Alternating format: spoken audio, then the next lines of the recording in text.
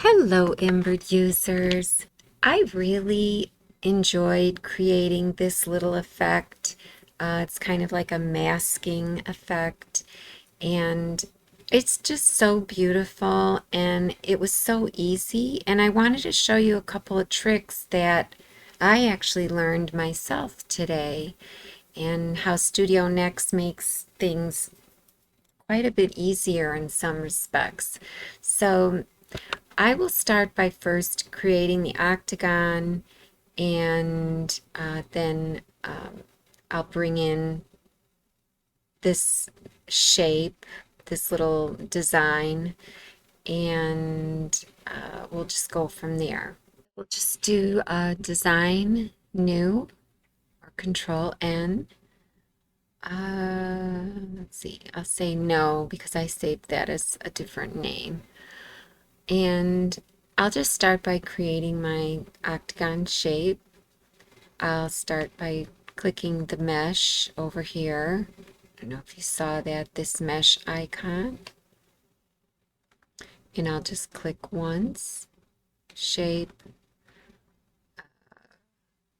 polygon, 8-sided.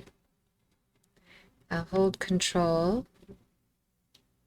And I can't remember if I made that one uh, symmetrical or not, but and then I'll hit enter, and I'll hold control and alt and then C to center it. Maybe I'll make it as big as my hoop. I don't really have to, and I'll center it again. And so there's my mesh object. And so now I'll just go ahead and give it some parameters. So I'll hit parameters here, right here. And tiles is the mode I like. And it's been defaulting to 35, and that's fine. I think my scale was at 200%. So if you wanted a different, a different mesh design or black work, this is the black work. This is a category of black work, but you can scroll through and choose something different. But I'll just leave it as black work 35, 200%. I'll go to this tab, click here to set my stitch length at 2, check, and then click there. 2, I could hit enter just one time since I clicked up here.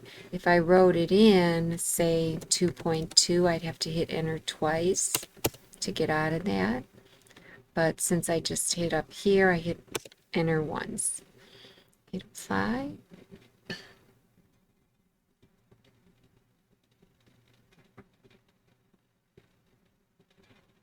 Okay. And one thing you'll notice, I put include contours on so that I get an outline all the way around. I'll hit done. Okay, so there's my design, and that, okay, in 3D, I thought I had, let me go to options for, let's see, just the background. In 3D, show fabric, fabric color. Okay, done. I thought I was in 3D. Sometimes, let's see. Okay, sometimes you have to click some other tab and then click 3D for it to show. I'm not sure why that happens, but I can go back to normal mode, and I can or cannot show my grid.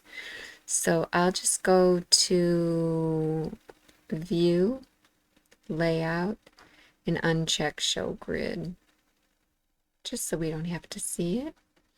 And then I'm in normal view now instead of 3D, but I can go back to 3D. And now I'm going to bring in my shamrock shape. So I'm going to merge it by doing Design, Merge. And I have my favorites under here. You could see shapes, and I already have it pulled up. But if I didn't, um, you know, I would just click on shapes and then shapes would show up here. So let's just click on mesh. Okay, and then I click on shapes. So then these are all my shape folders. These are my files that are not in those folders. And there's my shamrock outline. And the reason it's showing up first is because I probably have it sorted by date. And it's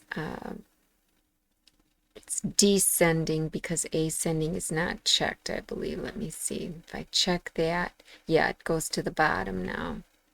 Now you can see it's ascending. So I usually have it unchecked. So, and if I didn't have anything saved in favorites, these are my folders up here. I would just go to, you know, all embroidery designs, stitch and vector Lisa's, shapes, and it brought me back to the same place. So there's my shape. And there it is. And you know, it's just an outline. So I'll make it, see if I make it black. Oh, I didn't have it selected. More, just pull that out. Okay, I could see it a little bit better. So you say, well, how am I supposed to cut that? It's just an outline. Well, we'll go ahead and we'll make it into a fill. But before we make it into a fill, if I'm going to use this outline as, say, an applique, then I'm going to zoom in with my enter. Then this is going to be my applique that I'm later going to add, you know, my placement, my tack down, and then my decorative stitch and so on to it. So if that's what this is going to be, I actually want to expand this or echo it or whatever, because the echo is what I want cut out. I don't just want this to cut out my mesh. It just looks better when there's an echo around it, and that's how quilters, you know, love to work with echoes. They're just beautiful. And the most common echo is like a 1/4 inch echo, somewhere around there. So like 6 mils is a 1/4 inch, so you could use, say, 5 mils because it's quicker with this technique. And you'll see what I mean. So in order to make an echo of this, what we want to do is we want to go to objects, we want to go to transform, offset, and expand it. But when we expand it, we're going to lose our design here that we're going to use as an applique later. So we want to copy and paste it first. Control C, Control V. We'll use this one now. We'll put it a different color. Say orange maybe. And actually I should have made that something brighter. I'll just make it bright red. And now this is what we expand. So we'll do transform, offset, expand. And if you click here, you can see the biggest we can use is 10 mils. That means 5 mils on each side. So, but if I do 10 mils right away, I can guarantee I'm going to have a lot of distortion because of the way that, let me just X out here, you know, with this here, the way it's real tight in through there. So I kind of don't want to go the whole 10. I'll go 5 mils at a time. So it'll be just 2.5 and 2.5 on the edges. So we'll end up having to do it twice, but that's okay. We're just going to do 5 mils first, check, and then come up here and check. And there it is, and you can see our little distortion down here and even right there. So for right now, I'm just going to hide this, click on it, and then for some reason this hasn't been, it's been a little buggy. Like I click on this icon and then there. Okay. So I'll just take this magnifier and draw a box to zoom in. I'll hit edit and I'm going to go into normal so I can see better. And looks like I had the mesh selected, sorry. So we'll click here. I'll go to edit and I'm just going to start deleting things that kind of look a little funky. So I can see this is coming here and this is coming here. I want this to be where all this mess stops. So I can just click it and start deleting it, or I can click on this and, draw a little box. There isn't much here, and then click select. These are selected, then hit delete, and those all got deleted. So I'm left with just this one, and I'll curve this, and maybe I'll bring it up there. Okay, and then here, I'll just click here, and I'm just going to delete that because the less nodes, the better. I'm going to hold my right mouse and drag this over. Don't touch the screen with the hand. Just kind of dust it. You're not really touching the screen. So that looks good. Up here, I'll just draw a box. And then I'll just delete these. I'll just delete that. And I'll just delete this one because remember the square nodes go with the round nodes. It's better to just delete the square one. It doesn't matter because if a round one is attached to a square one, then that round one will get, like if I click here and delete it, it got rid of the square node that it was supposed to be with. And so this one here, if I delete it, you see this round node stayed, but the other one went away. Okay, so now I'll hold out my minus button and zoom out. That looks pretty good. I'll hit enter. So now I'll expand it one more time, 5 mils. That'll give me my 1/4 inch. This looks a little pointy right here and there too. I could just see it. I would edit that more just so you know, because that would bug me. See, there's a square node there. Actually, Control Z. Sometimes, whoops.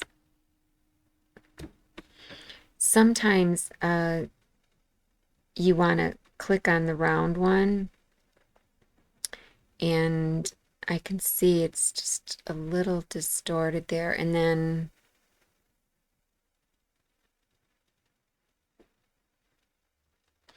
insert so that round one becomes square. Now I'll delete this one because that was just too long. Maybe I'll add one there. Insert. Now I'll delete this one. Sometimes if it's too long, you can't get that gentle curve that you want. So I just wanted to get rid of that point there. And there's one on the other side too. This one here that I noticed. So if you're OCD like me, so I'll click here, insert, click here and insert, and then this is the one I want to delete. So you kind of keep your eye on that while you're doing everything so you don't lose track. And that's good. So now I can just hit Control 1 since it's selected, and that'll zoom it all out. And now let me do Control S. Shamrock. outline. No, I was doing this under my tests. My stitch and vector.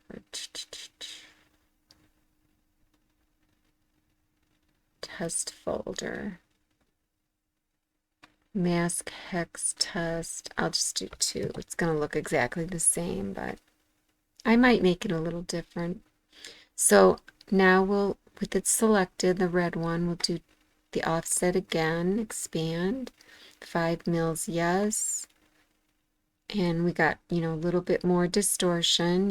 You do get some distortion sometimes when you offset an irregularly shaped object. So you have to go in and edit it. Sometimes when you edit it, you want to make a copy of it so you don't lose its shape. Control C, Control V, and then I make that copy yellow so I know to delete it. And I can snap to that yellow one. Hit edit. And down here, I was, even the last time I was a little light, wasn't sure what I wanted to do with it. Let's see. Because this is just not really following the way I'd want it to. That's okay, I guess. So zoom in. This here, I'll just delete this one. It's better to just have one round node on a long curve like that. I'll hold my right mouse and come up here.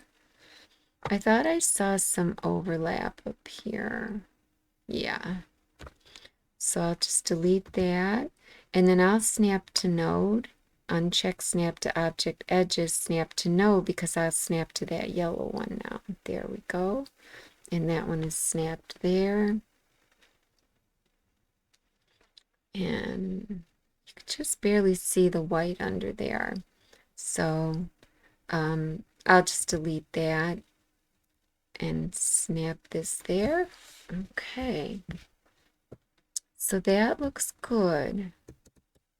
So I'll hit enter and I'll delete this yellow. I don't know, is there a, oh, that's just this jump. I have jumps showing. Let's go down here, up here to view. Jumps. I don't really want to see them right now because I could see here that I have jumps. So that looks okay. I still am not happy the way I'm doing this down here, but we'll let it go for now. And so we have our outline, and but to cut a hole in the mesh, we have to turn this into a fill. And what's interesting is we don't even have to turn our mesh into a fill like I thought we did. And I'll show you what I mean. So the outline here, because you have to cut something, our fill that we make is going to be like our scissor that cuts the hole in this. So that has to be a fill. So we have our outline selected, our little echo, and we'll do convert, outline, create fill from outline. Now we select this and just drag it up, let go, insert after, and now it's after the mesh, and now we can just do convert, fill mesh, fill to opening. So this fill, this red fill right here, is going to be an opening to the object before it, which I always thought we had to convert this to a fill before we could cut a hole in it, but we don't have to. And if you recall in Studio Regular, when you convert something to an opening, this opening kind of goes with the fill above it. Like you look down in the items window and you see the hole and the fill object down in the items window. But it's weird with the mesh here. You see the mesh it definitely has a hole. If I generate stitches here, it's still a mesh, and it'll generate with the hole. There it is. And, but yet, this is like all by itself. It's so weird. And I can even edit the mesh. You know, I can come over here and click edit and, you know, maybe move things around or do whatever I want, you know, to it, and hit enter, and the hole still stays as long as I leave the hole after the mesh, which that can get confusing because, you know, what if I move the mesh and then forget to move the hole with it? So, in other words, here's what happens. If I take this mesh and say move it down here, insert after, all of a sudden the hole is gone. Control C. So, just so you don't get confused, you may want to put this hole up with the mesh, and the only way to do that is to turn this into a fill and then have this hole after it. So as soon as I click on this and say convert fill mesh sfumato, now see, I don't want to lose my params. So I'm going to control C, control V, sorry. So I got it down here so I don't lose my params. So anyway, so I'll click on this and I'll do convert fill mesh sfumato, mesh to fill. Look at how the hole jumped right up into that fill. And then you can take it and convert it back to a mesh. Fill to mesh. The hole is now in with the mesh. So that I thought was really interesting. So just be aware of that. And of course, you could have just made it a fill before you started all this cutting of the hole. That would have solved everything. But just so you know, if it ever happens to you and you're like, why is this hole down here? It stays down there because you started with the mesh. So I'll just come up here now, click on this, and I'll drag it up with my left mouse, let go, set identical params, and there it is. And just so you know what I mean by start with the fill first, whoops, generates, I must have generated stitches somewhere. Okay, so this one is still showing down here.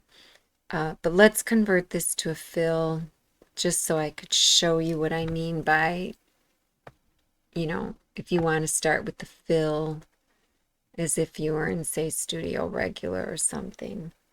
Let's just hide that and let's convert this to a fill. Whoops. We'll convert this to a fill. And then we'll put this one, hold, let go, insert after. And if I convert this to a hole, it's going to jump up here and I won't have it anymore. And that may be what you want, but for this lesson, I'm just going to control C, control V. So I have two of them. I don't like to turn it yellow because then I might delete it by accident. So anyways, so this one now, if we, you know, want to cut our hole like as if we were in Studio Regular, we got to fill in, you know, before it. So we'll click on this, we'll convert it to a fill because it still has to be a fill. And then we'll drag that up, insert before. I guess I didn't have to make this because I wasn't thinking that I had to convert it to a fill. So anyways, so now there it is.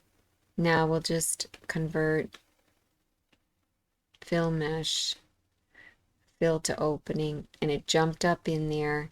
And then you can convert that to a mesh. And then you could go then and give it your params. So, but sometimes you don't start that way. Sometimes you you made your mesh already, like I did at the beginning of this tutorial, and you know, you're like, oh, I'd like a hole in that mesh. And sometimes maybe you just want to see how it looks and so on. And so either way you do it, either if you start with the mesh or start with the fill, just know with the mesh, yeah, you don't have to combine them, but the hole is going to be down here and the mesh is going to be up here with the hole in it until you convert it to a fill and then convert it back to a mesh. Or like I said, you can start with the fill first, make your hole, then convert that fill to a mesh and give it your mesh properties or params. I'll just delete that one. So, but anyway, so that's a really fun way. Let me bring this back to create, you know, a nice applique. And so now you have this black one. You have the red one. You don't really need it because if I go into 3D, well, it depends on what you want, but quilters usually just have an outline for their echo. So the mesh already has the outline because I said to include the contour. So you don't really need the red one. So in that case, I would turn it yellow just so that when I get into editor is when I'll delete it. I don't want to delete it here because I kind of want to keep it, you know, in case I want to do something else. But if you did want to put a decorative outline on it, of course, you can keep it and long hold to bring it back. This is so fussy. I don't remember it being this fussy in the earlier ones. And of course, you can go into params and give it a decorative outline. Now, like I said, most quilters don't, but you know, you can. I don't know what you would do. Probably use one of my custom ones. You know, that doesn't really look that great, the way it's going in and out like that. So, in which case I'd probably go into my fragment editors, which is user editors. And I come up here, open sample, favorite outlines. These are my folders. They're already up. If they weren't, I would navigate to them up here. But they're already here. And I don't know what I would put. Oh, I remember I had this flower one. I'd probably want something that's symmetrical. I always use the arrowhead.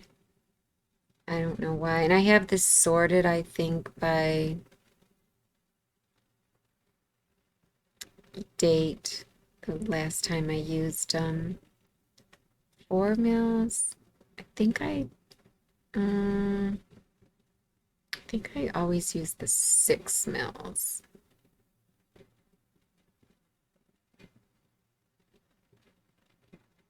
In which case I would probably sort by name, and it's descending name. That's fine. I'll just click arrowhead 6, and I can add more to, if I want to see my arrowhead 4, open sample.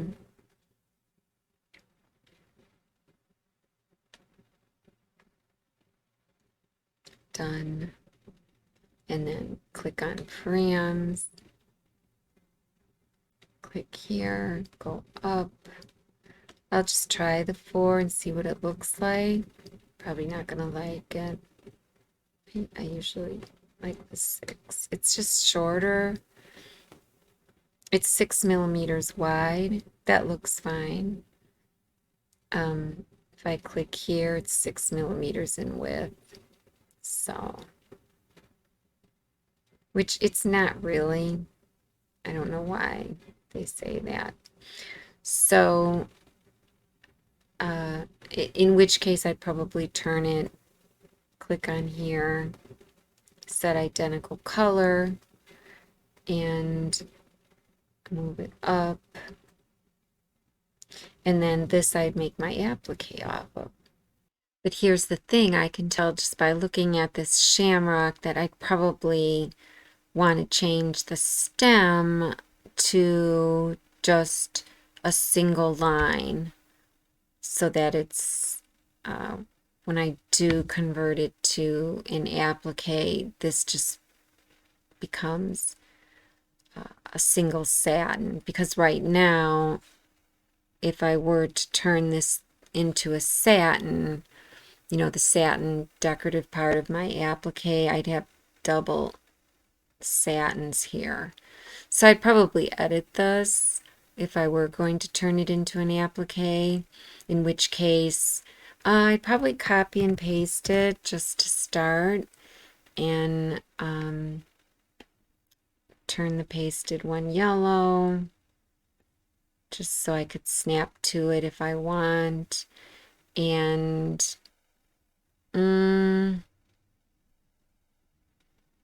yeah, I'd probably edit this one and split it here and make this a single line. That's probably what I would do. So here I would split object, right click split object, and then click again on the black, edit, right click, split object. So now I just have this and these two, and I'd probably get rid of one of them. Probably this short one, just delete it. And then this one, I'd probably move it over. So let me hit edit. I'll just delete all the square nodes. And I'll delete that straggler. I'll put that there. And I'll just I'll uncheck snapping. I'm in 3D now. I'll leave that one up there just so that it still stays in the center of this, since I already did this. I'll go back to the black now and edit it to connect those two. So since this is the beginning node and I just want to close edges here, but I want them to close up here, I'm going to reverse the stitches so that this is the end node and this is the beginning. So I go to edge, reverse nodes order. Now that's the beginning, that's the end. When I close, the end snaps up. And then I'll just delete this so that I could smooth this a little bit better. That's fine. And I'll delete this yellow one. I just needed it to help me along. So now from here, I'd probably turn this into an applique. And generally when you turn something into an applique, if you want to see the layers, it's best to convert it to a column. Convert outline, create column from outline. I'll set it at 3 mil since it's so small. And then you can see what you're dealing with. And I can see I have to edit this. And up here, I'm not sure about these corners, how they're going to do. But you're probably going to have some editing. So let's just start with this. And I'll hit edit. And as I zoom in, yeah, you can kind of see that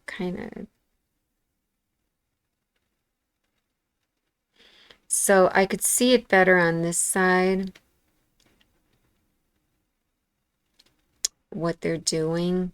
So I want it to end right here. So I'm going to just delete these. And I'll just delete that round node. And I did kind of want to snap that. I didn't copy and paste it though, so it's not that great. Let me delete that to make that better curve. And then this, we have it doubled up here. Okay, so that looks better. And I didn't make this a symmetrical shape, so I can't even cut it in half and mirror it. I mean, well, it is kind of it is symmetrical. Let me see. Yeah, I could cheat and just cut it in half.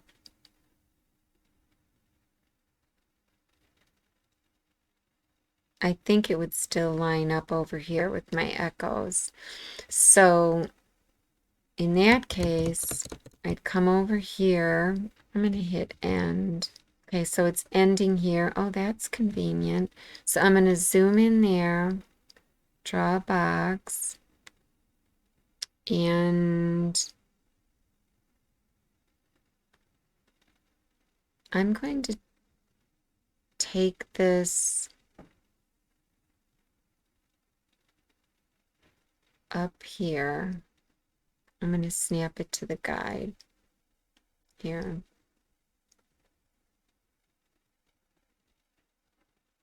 Like I said, I could have copied and pasted it. I would have made life easier on myself. So I would have had something to snap to. And then I'm just going to delete this for a minute so I could see what's going on. And then this one we'll put right there. Okay. So that's my ending. And I can see my start point there. But this is all going to get deleted.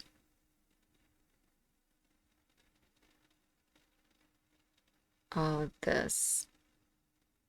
Whoops, Control Z. So what I'm going to do is now I'm going to reverse the nodes order of this column. Edge, reverse nodes order. So now I'm starting here. And if it's starting here, obviously it's going this way because columns can only start and end. So then if I come up here with a column, I don't believe I could split it like I can in outline. Like I can't click on a node, click on this node. See, there's no split. So I have to split it using the guide. So did I just delete it? I must have hit a button. I have to go in and edit again. Darn it, because I lost everything here.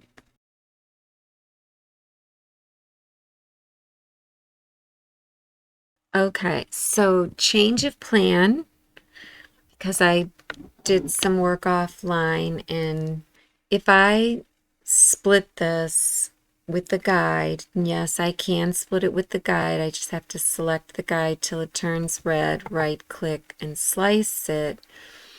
But if I do that, it's going to turn this column into an auto column fill.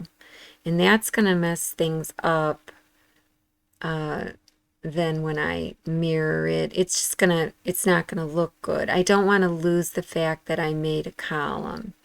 So instead of splitting it with the guide, I'm just going to delete all of these nodes of the column, of this regular column, and then mirror this left side. So I'll click on it again. Let me actually, before I click on it, I'm going to hold Control, change the color, just so we don't get confused. So I'll click on it and hit Edit. And this time I will use this lasso tool, which is nice. We can't use it like this in Studio Regular, in edit mode. but we can in Studio Next.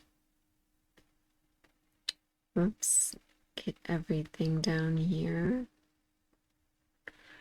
So I have these all selected. Now, if I'm starting here, you could see this is my start point, and I'm going in this direction. But I have these round nodes selected. If I click select and then hit delete so that all of these get deleted, I believe these round nodes go with these square nodes, not these. I'm pretty sure. So let's just see when I hit delete. Okay, perfect. So now they're all deleted, and I'll hit my end on my keyboard, my end button on my keyboard. So this is the last node, and I'm gonna do edge, mirror, duplicate, and mirror horizontally. Okay, that only did the one edge. Perfect. So let's click this node. My guide is selected. See, when I hover, the guide is selected. So if you go kind of off to the side, then you can select the node. You know, it turned like a, here the guide selected, here the node would be selected. So now this is selected, edge, mirror, duplicate, and mirror. Oh, I never fixed this over here. Okay, so let me Control Z and come in and fix that. I thought I did. Maybe I, whoops. Okay. Oh, I'm still in this select mode. I had already, or the, I must have had the magic wand or selected. So if I click this, it's going to take me out of the magic wand tool. Okay, so I'm back to edit. So now I have my magnifier. Let's magnify down here and let's fix this.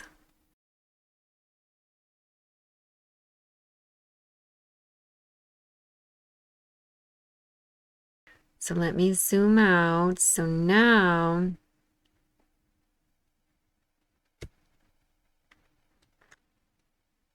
I can click here. Whoops, not that. The node and edge, mirror, duplicate, and mirror. Okay. Hit enter. Control S. And then I'll work on this. Control 1. Zoom out a little. Edit. So this is actually going to stitch first, and I'll just insert. Let's see, it's going that way, but it doesn't matter. I hit a round node, so insert will insert on either side, but I'll click this and insert. That's fine. And then insert, insert. I just want 2 square nodes here. And then I'm just going to reverse this so that I could delete these up here just for a minute. Reverse nodes. So see, now they're down there. So now I can delete this one and delete that one. Okay, that's fine. And I'll reverse them back because I do want it to start up here. Well, no, it actually has to end up there. It'll start down here and end up here, so then this one can stitch. So I'm fine. Just click anywhere. Okay. So, but this would stitch first. Whoops. Just left drag, let go, insert before.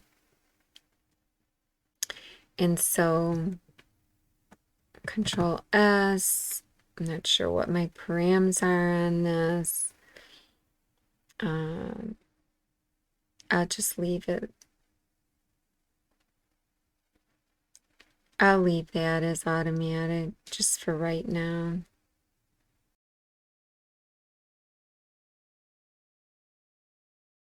But I just want to see how it looks. Let's generate it. I probably want this to be pointed. I don't know. I I think I'd like it to follow this point. So let's edit that. That's easy enough to do.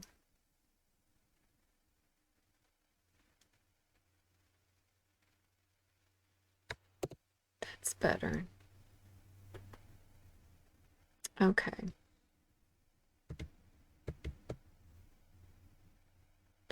And so you can see my, I probably have auto shortening on my column. Let's just see. Because you can see how it looks like it's shortened. Yeah, it's on. And a lot of times you'll look at it and you'll say, oh, that looks so ugly. You know, if I take it off and hit apply, it just looks so much prettier. But you kind of don't want to be deceived because that could be too much there. You basically want to look at the density map with it, with auto shortening off. We'll just see how it looks. And I honestly, to be honest, I usually bump this up to 4.3, 4.2 or 4.3, sometimes 4.5 even. And which means I would have to put the other one the same way. But we'll just see what the density looks like. So I'm going to drag this, set identical params, generate density map. So you could see where I didn't auto shorten. Now let me go into it and click on params with the density map still showing. Let's click that and see if that changes. I mean, it did get better. It did get better. We'll just leave it and hope that it'll look good in editor and when you sew it out. So then we'd want to obviously make our connection. So right click on this one because we want them, we don't want tie-ons, you know, we don't want to tie off and then a tie on. We want these two to stitch seamlessly. Right click, create connection, and there's our little connection. Control S. So now I'm going to just make my other two, my placement and my tack down. I'm just going to make those manually like I normally do.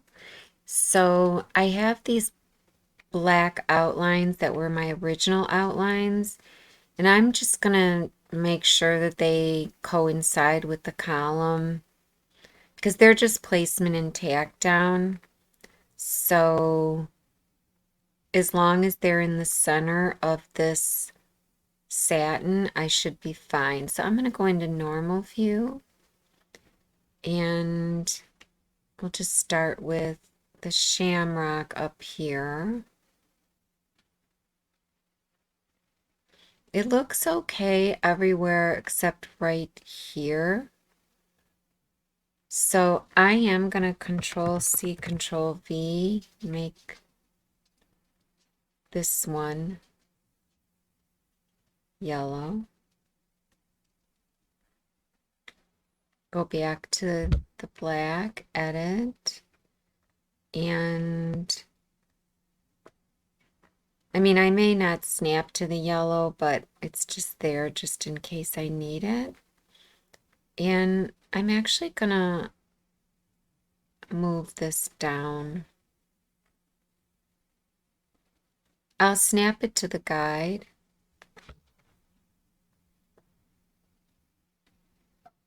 Whoops. Oh, I don't have my guide locked. Let me just hit enter for a minute.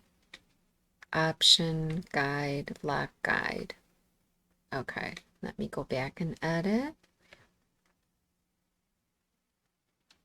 See, now if I hover over the guide, it doesn't um, select the guide because the guide is locked.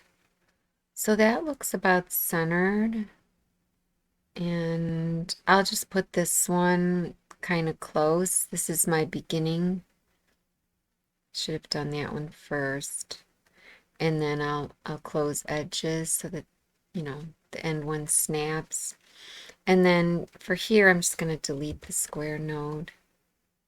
And that looks good.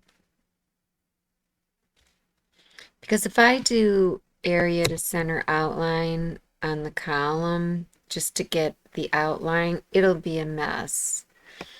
There'll be tons of lines and everything. So I know I did things a little backwards because, that's sometimes what we do when we're creating. We're not sure. I actually wasn't going to go into the applique in this lesson, but now I decided to. So getting an applique lesson along with everything else. So that looks pretty good.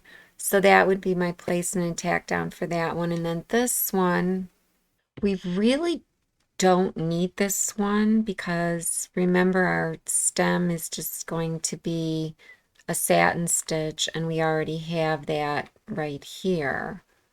So I could just get rid of this. Now, you may say to yourself, to do your applique layers, you may say, I just want to select this column and do convert column to applique. That's what I do in regular studio. But guess what? It doesn't seem to be working in Studio Next. Now, I don't know if I did something wrong or if it's just, a bug in the program or whatnot. This is 10.88. I did not keep 10.89 because it kept crashing. So I went back to 10.88. So I don't know if 10.89 is working, but given all the other issues with it, I kind of doubt it. But just so you know, in regular studio, that's what we could have done, and then we could have kept our like our tack down, the zigzag portion of the tack down. We could have used that and maybe deleted the other ones or just kept them all and just gave them different params or whatever. I must have changed the color. Okay. So I control Z and it control Z'd twice. That's another bug in Studio Next. Sometimes it does that. So let me delete that outline again. Okay. So, you may want to go to regular studio if you want to just do it by converting this column to applique and then split applique into layers. And I'll show you what I mean because in regular studio it obviously works. So I have the same design, similar in regular studio. Here's the column and I'll go to convert column to applique and there's our applique. And then when I do convert split applique into layers, you can only do that when it's a column. Here's your 3 layers, your placement, or you could call this your tack down. A lot of people just copy and paste it, Control C, Control V, insert before, turn one of them, that's your placement, that's your tack down outline, and here's your tack down zigzag. Now it looks like it's just 2 lines, but when you generate it, I'm in 3D, it's these chains, like a chain stitch or diamonds. So in Studio Next, it's this split applique into layers is not working. And I'll show you what I mean. So if I take the same column and I do convert column and applique, column to applique, there's our applique. But then when I want to split it into layers, convert column and applique, split applique into layers, here it is right here. You'll watch, it'll disappear. It's gone. So uh, it's worthless. You can't even use it in Studio Next. So you have to do it manually the way I'm doing it. I'll Control Z again. So here it is, a column. And so here's our outline that we were working with. So this will be our placement. I'll Control C, Control V, get another one. Whoops. Drag that up. We'll make our placement red. Now, like I said, you can have another tack down that's exactly the same, you know, just a different color. I like to make my utility stitches kind of like primary colors. And then you could copy and paste it one more time and give it a diamond stitch for your other tack down. It's like a secondary tack down that people like to put on. In other words, let me show you. Control C, Control V. Control C, Control V. Okay. We'll bring this up. Insert before. I'm still going to make this like a, not a primary, but a brighter, funky color. But then this one will turn into the diamond stitch. So what happens is you do your placement, put your fabric down, you do your tack down with a single stitch, and then you cut around it, and then you do that chain stitch, this purple chain stitch. We'll change this to the chain stitch, and then you can cut around it some more if you have stragglers, and then you do your decorative. So that's why you keep them all different colors. So if we make this the chain, we go into params, and I'll click on outline here. Okay. Oh, I went into inches view because I was in inches in Studio Regular, units, metric, these three dots. So, params, and then keep sample as your mode. We'll use these arrows to get down. The diagonal squares is basically all it is. And if you look at the one in Studio Regular, and they're exactly the same size.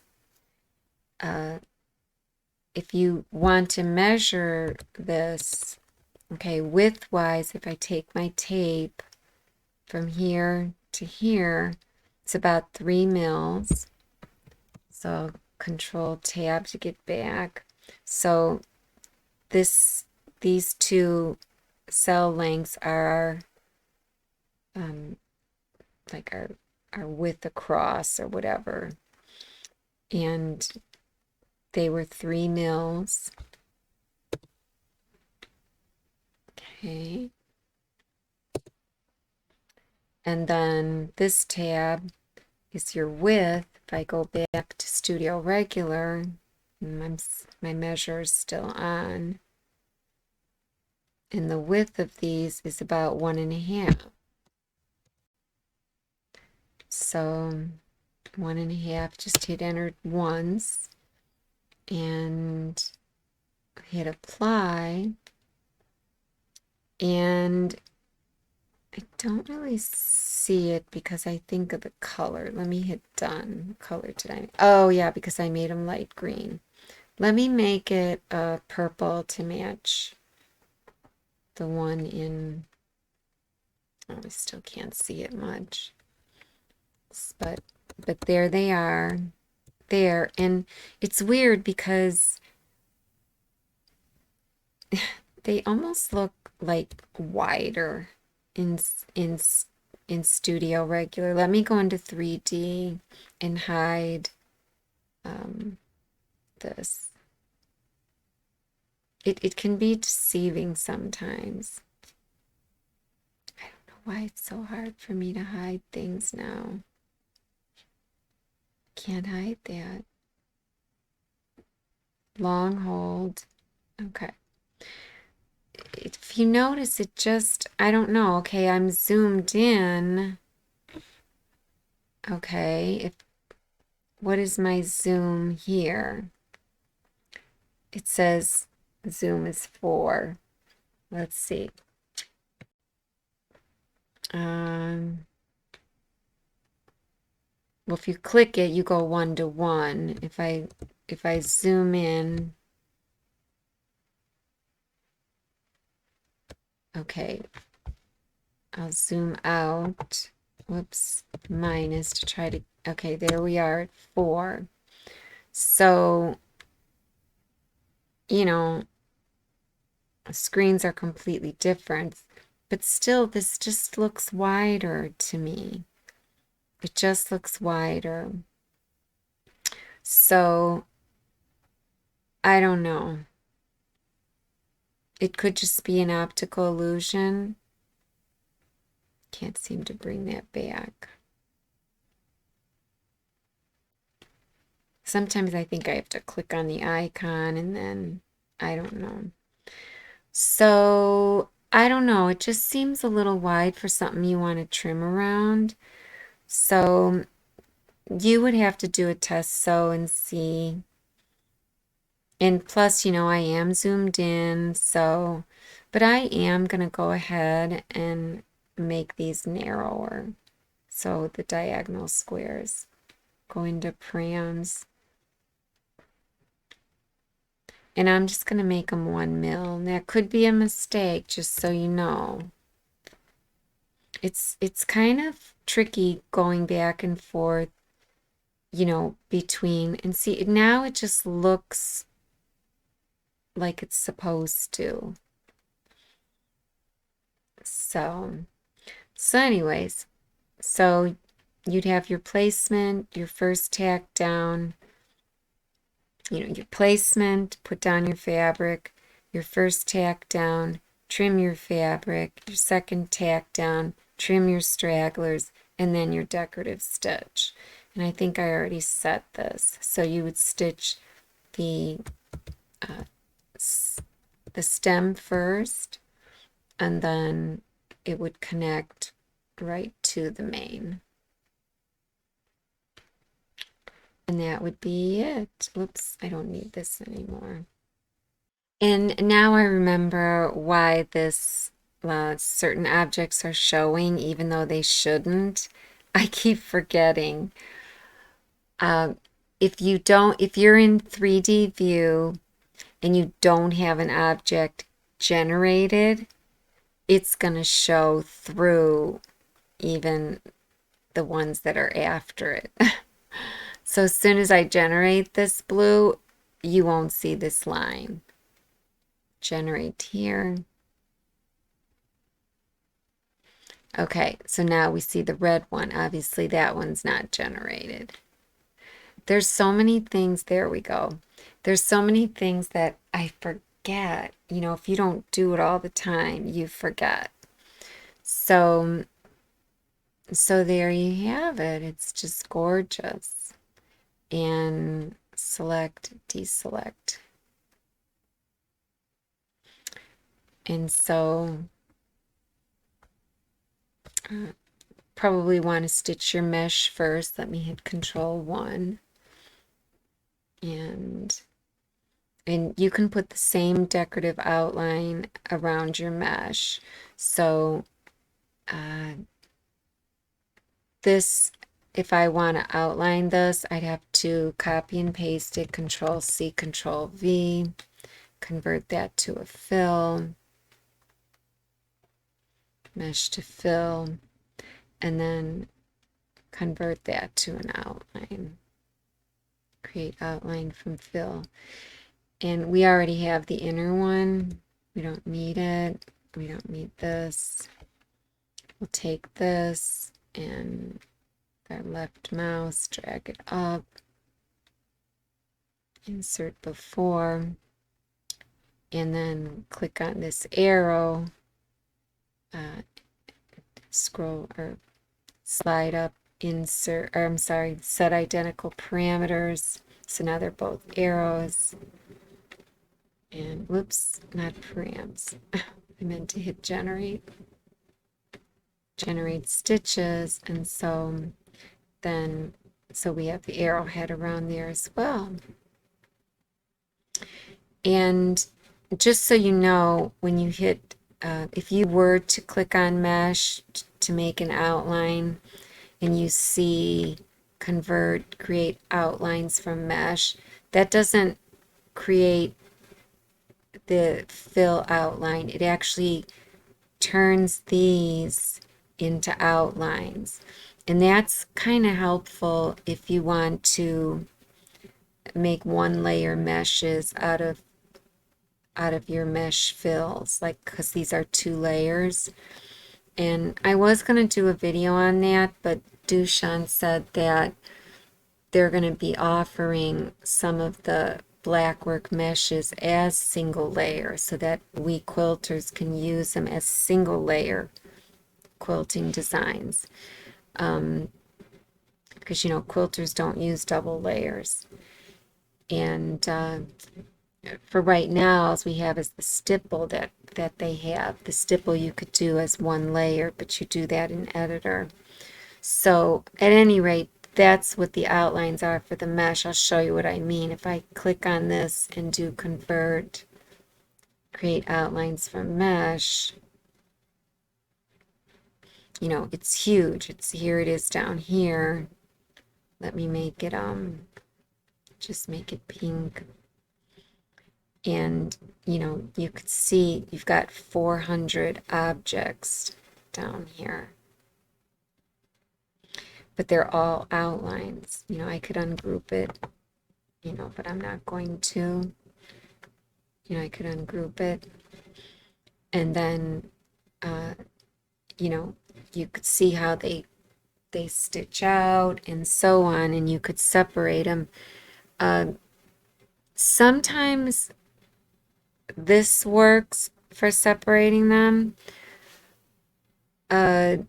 Sometimes, though, I've noticed sometimes it's just as easy to do. If I come up here, click it, convert to editable stitches, that makes them manual stitches. Sometimes it's easier to separate them first as manual stitches, and then you might be able to convert them to outlines after that, you know, convert out or manual to connection and then convert connection to outline.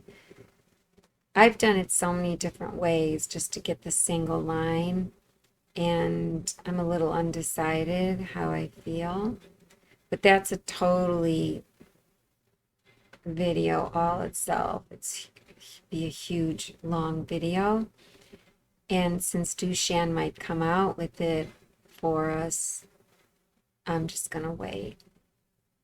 If anybody really wants to know, let me know. So at any rate, so that's how we got this outline, because, you know, by converting it to a fill, that's how we got this outer outline. Because on this, you don't really see, I don't see the outer. I mean, maybe it's there somewhere tucked away. I'm sure it is because, well, I don't know. I don't know. What's this one? If I click on it, well, maybe it is. Maybe it is part of the outline. But, you know, it's so hard to find it all in one piece. If I hit edit, yeah, it's not even. It's just... So, but I do see the outline in pink. So it's in there somewhere. So it's just easier to turn it into a fill. So let me delete that. So there you go. Try to make these, what goes with green. So there you go. And I'll hit Control S this time. And I'll compile up here.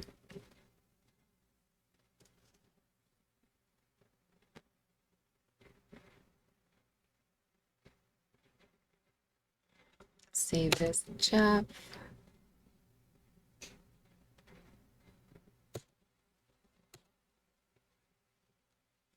And showing my hoop is, 0 inches.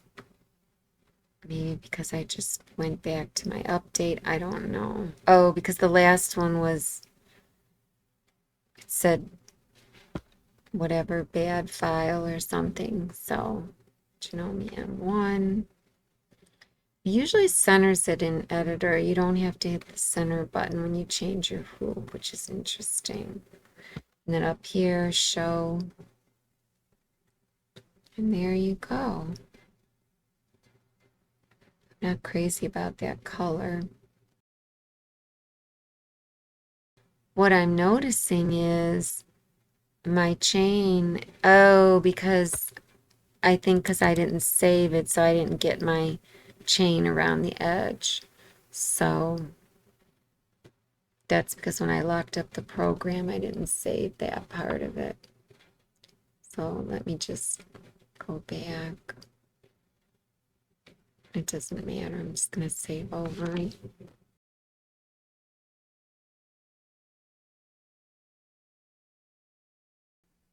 So there you go. Control S and compile. This should probably be gold. That's what it is, because the pot of gold.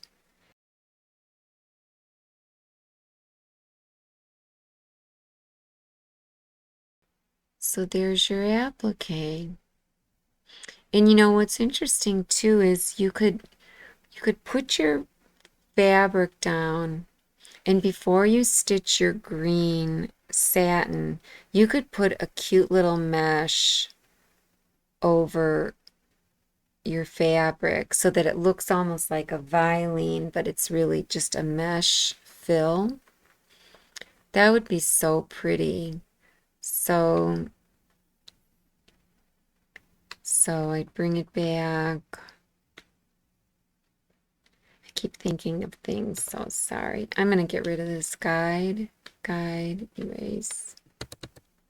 I know I did before, but then I locked up the system. So I'll just go into 3D, and I will select one of the outlines, and I'll convert it to a fill,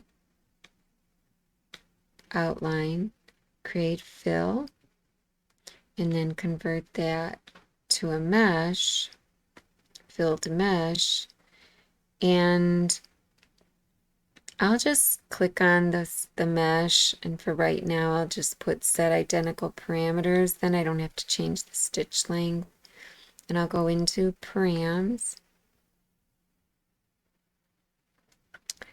and I'm gonna go with, I just love all the black works.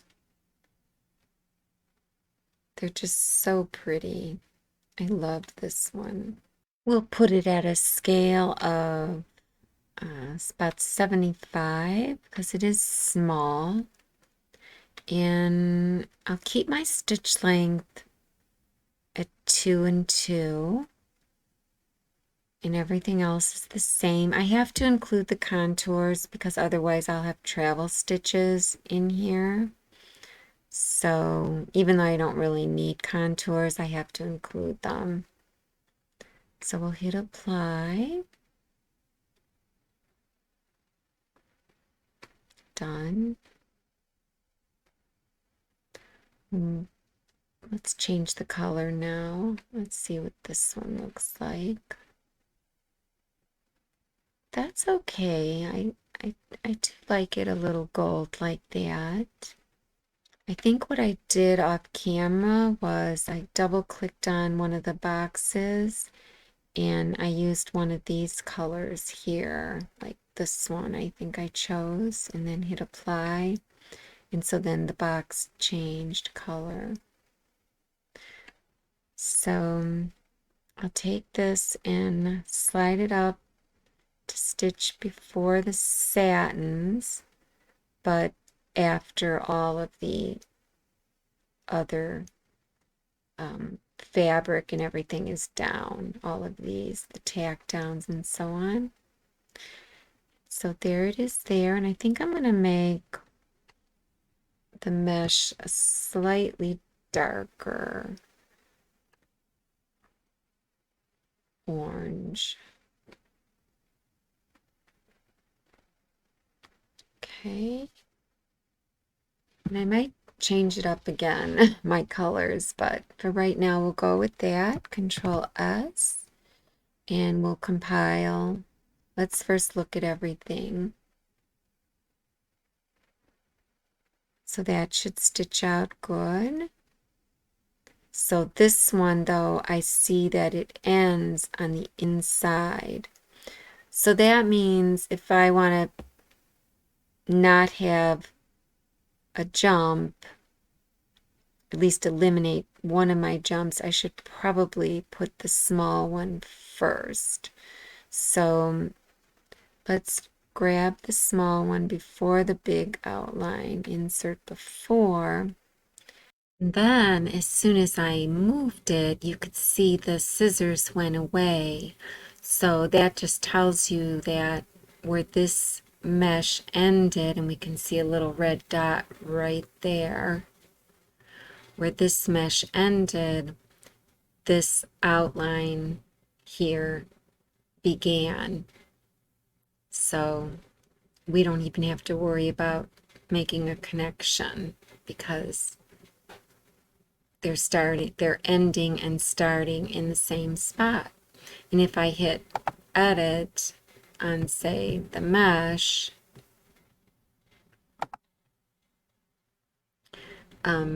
yes, you can see a yellow circle up here signifying like an ending spot. That could be the ending for the outline. It's also that red dot there, you know, whenever you edit something, it always highlights the very last node. So yes, that's the last node that is creating this vector shape, but the actual inside of it, the mesh that's being stitched, is not ending up there. And as we could see from the picture over here on the right, that little red dot is right here, more than likely. And we can go and see right where this outline starts. So we'll hit edit on the outline. And outlines, when they're closed outlines, they start and end in the same spot. So there it is down there. When you zoom in, you can't see the yellow circle anymore because these nodes get bigger and they hide the yellow circle. So, but at any rate, this is our starting and our ending both. See, there's the yellow circle under there. Control Z, Control Z. So and I'll hit enter, and I'll just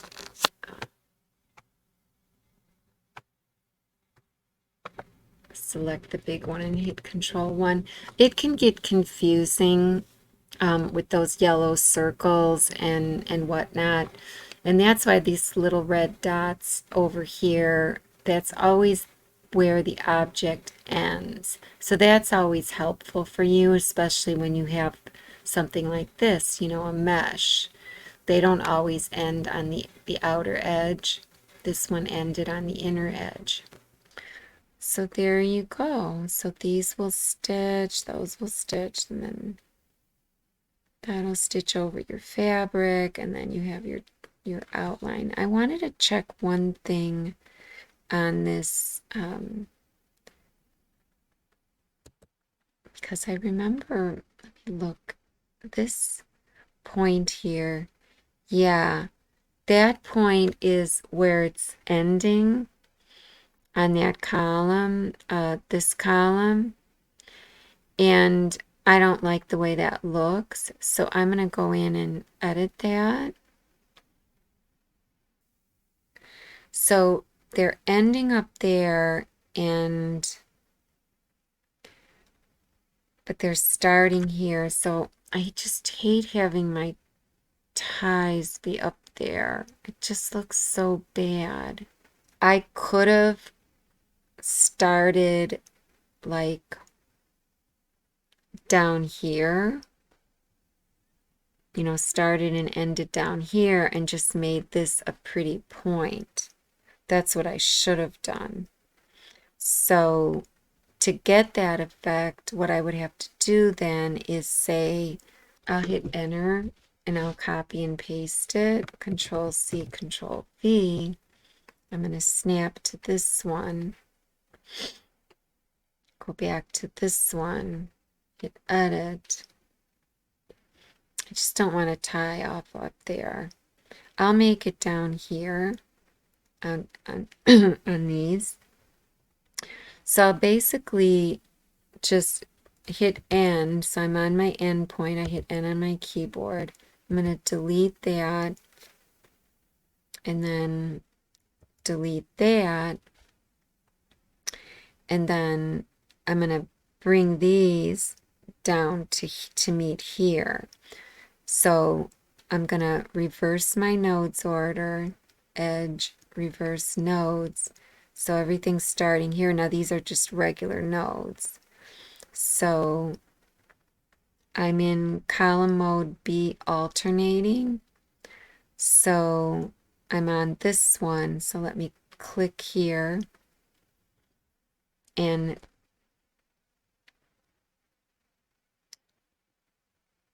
I mean, I want to see it like that, basically. And there you go, like that. So I could connect these and just make these curves and see if I could do it. So I could close my objects so they both snapped. And then this one, make it a curve up here. Snap, oops. Take that and snap it to this node, this yellow node. And then hit end. Okay, I'm on my end node, the one that's on top. And hit this and then snap it. That's weird. I'm still snapping here. I wanted to snap to the node there. Same with this one. So that's good now. So now my ending node is there. I'm happy. So let's generate that in 3D. Control S first and then generate. Oh, the yellow's on top. Let me delete the yellow. It's like, why can't I see that? Okay. It didn't really make the corner that I wanted. I wanted it to look like these.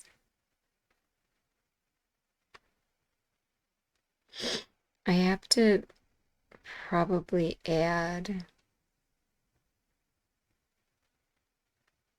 Because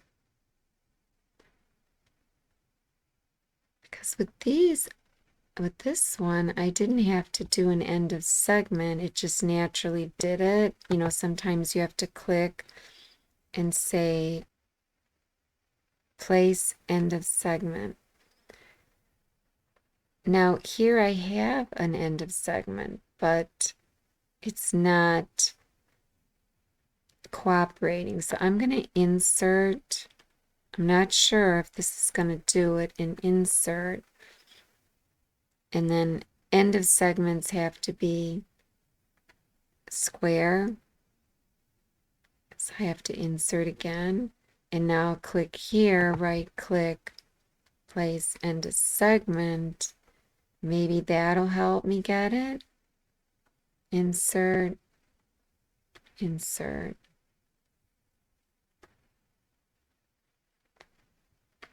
I don't know if this is going to work or not. No, not that one. I'll just click on this one because that's the one I want. Okay. The other thing is, oh, I know what it is. I completely forgot. It's the auto corners is checked. When I hit apply, sometimes if you uncheck auto corners, it makes this for you, but it worked with my end of segment. Okay, let's just see what that does. It shouldn't change it. Yeah, it stayed the same. So I'll just leave it on auto corners.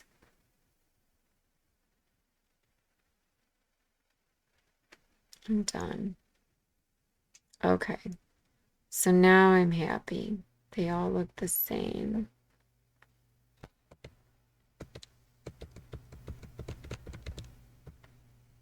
Okay, perfect. And there's my ties are down there.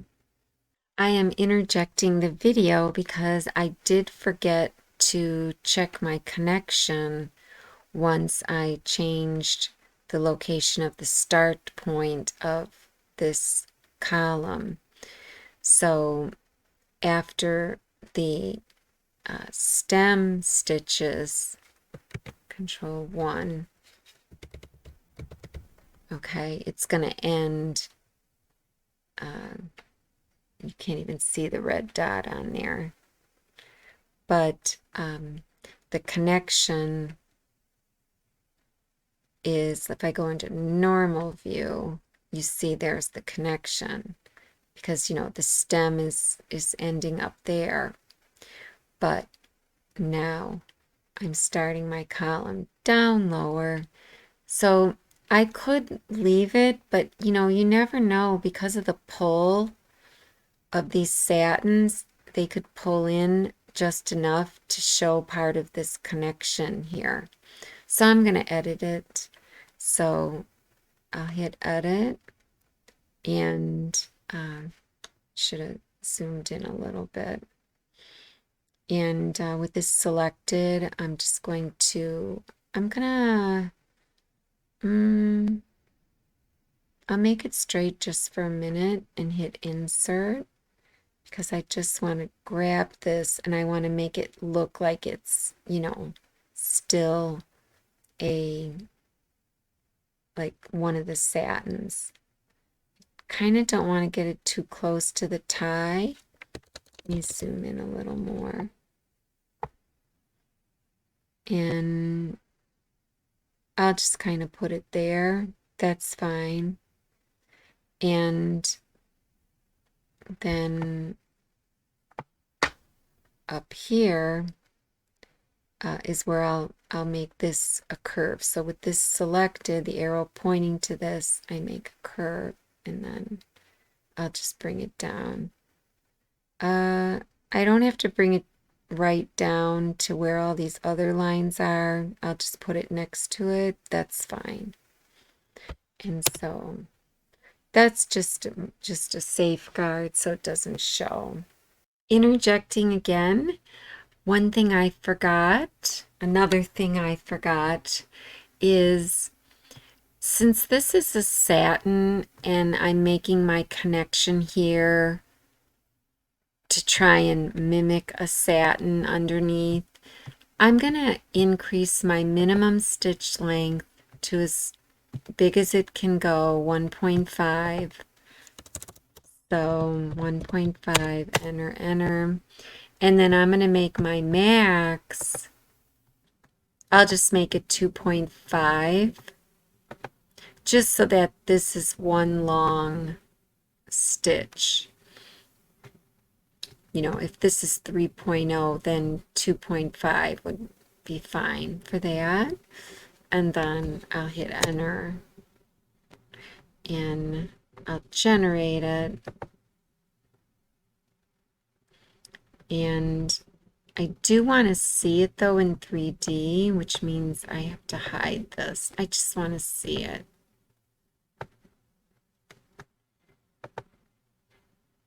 And that's what I wanted.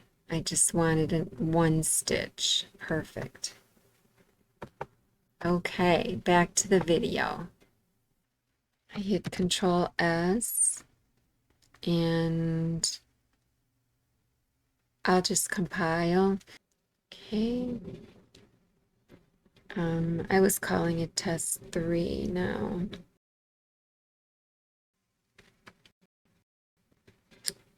Okay, there it is.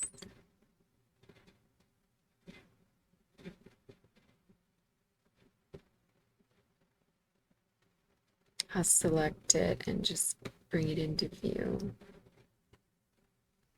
So anyways, there you go. And I hope you enjoyed it. I hope you learned something. All right, guys. I'm always there if you need any help. WeQuiltStudio.com and Lisa WeQuilt on Facebook. You can message me anytime. Okay. See ya.